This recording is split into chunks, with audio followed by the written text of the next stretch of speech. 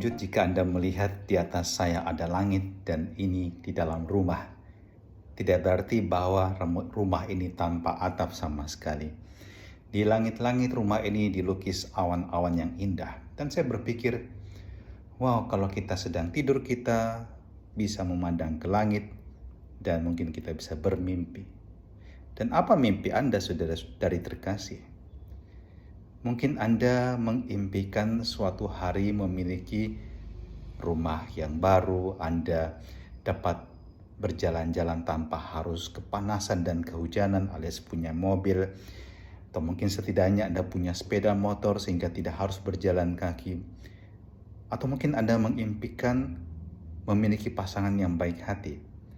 Anda mengimpikan orang tua Anda dapat bahagia di usia tua mereka, dan Anda sebagai orang tua juga mengharapkan anak-anak Anda bisa berbahagia kelak di masa depan mereka. Dan kalau kita bicara mengenai mimpi, Tuhan juga punya mimpi tentang kita. Tuhan punya impian tentang umat manusia.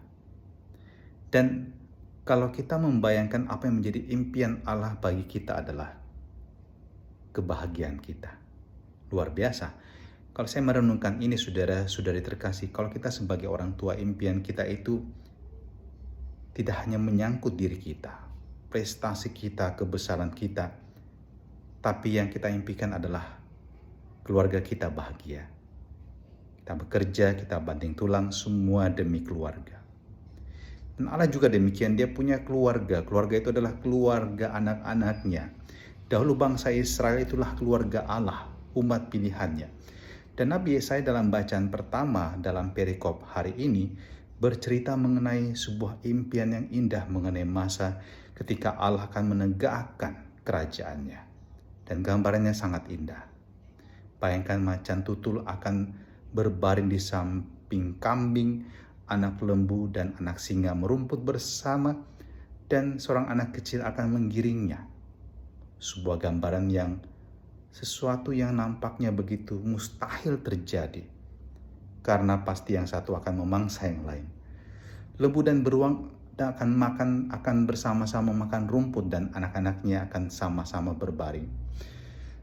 Tuhan punya impian terciptanya kedamaian kembali antara manusia di atas muka bumi. Tuhan menciptakan sesuatu yang ideal bagi kita manusia. Dan seringkali yang menjadi hambatan bagi Allah untuk mewujudkan impiannya ini adalah sikap manusia yang sombong, tinggi hati. Manusia yang merasa dirinya menguasai segalanya, bahkan dunia ini, dan mengabaikan serta melupakan Tuhan.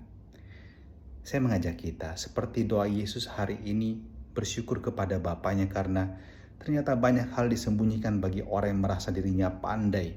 Tapi orang-orang sederhana dapat memahami. Anda tahu kenapa? Orang-orang sederhana terbuka akan kasih Allah.